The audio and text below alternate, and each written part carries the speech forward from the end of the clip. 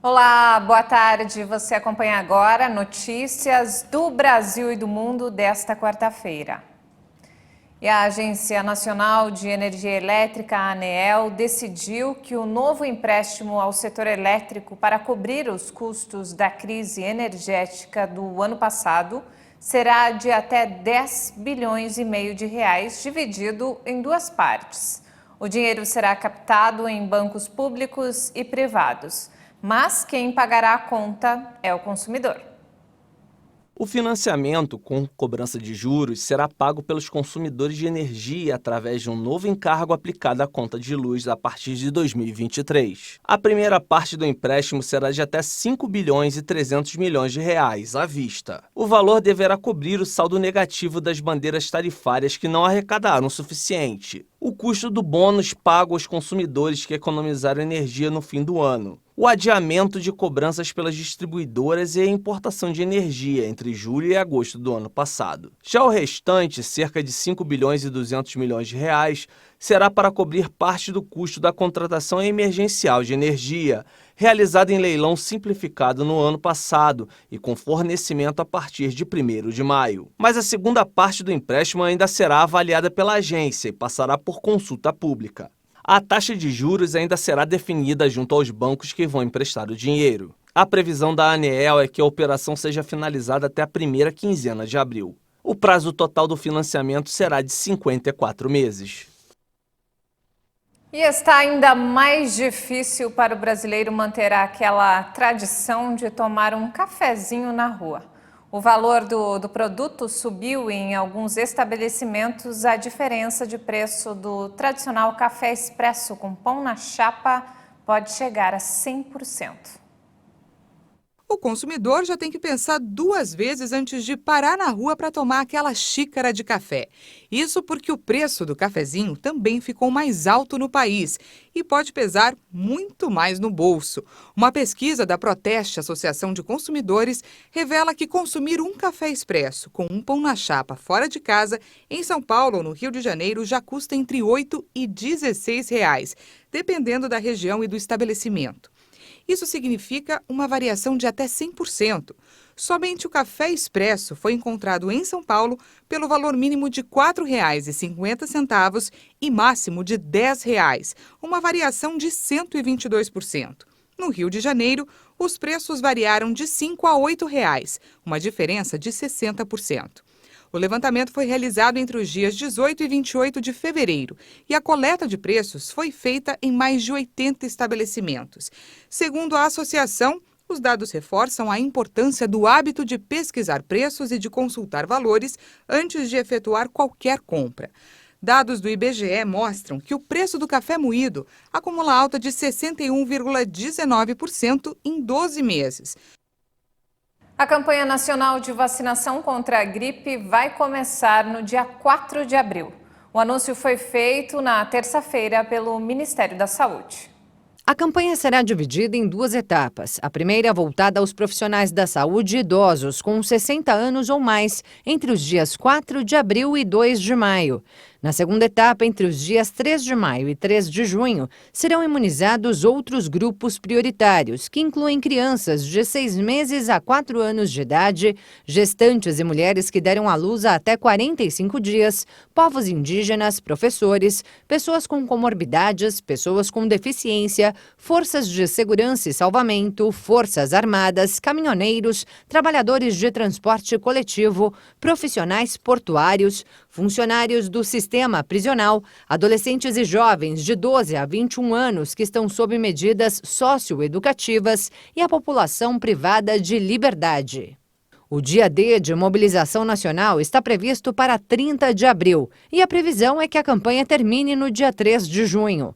A formulação da vacina contra a influenza é atualizada anualmente para proteção efetiva contra as principais cepas do vírus em circulação.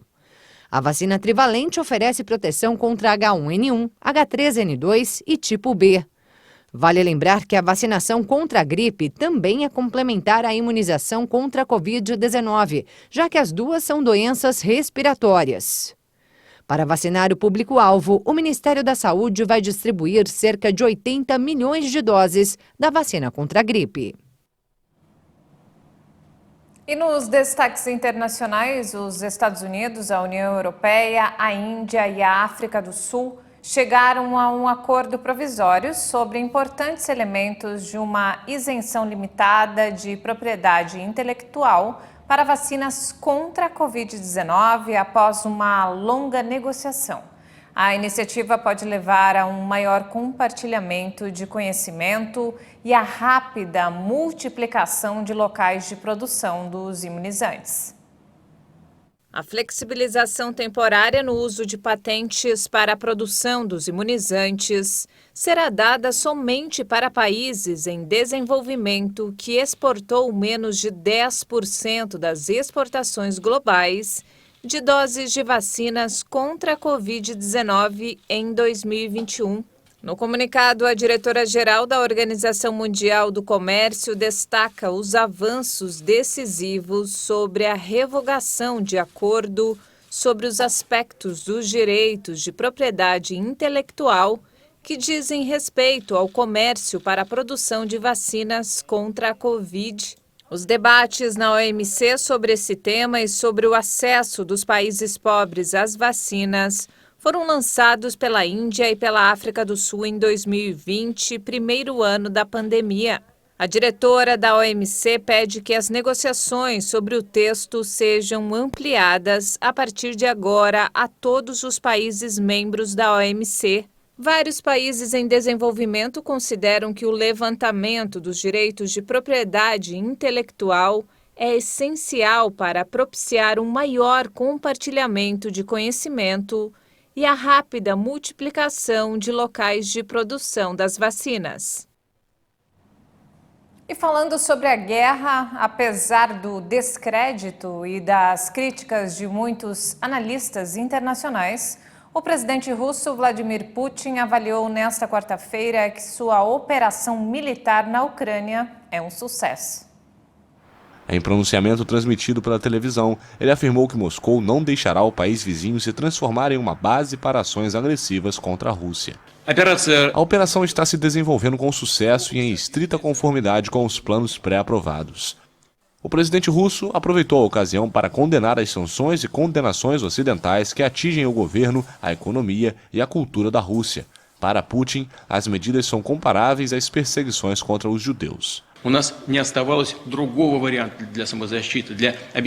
Tentando anular a Rússia, o Ocidente deixou cair a máscara de civilidade e começou a agir de forma beligerante, demonstrando sua verdadeira natureza. Cabe uma comparação com os pogroms antissemitas dos nazistas, realizados na Alemanha nos anos 30 do século passado.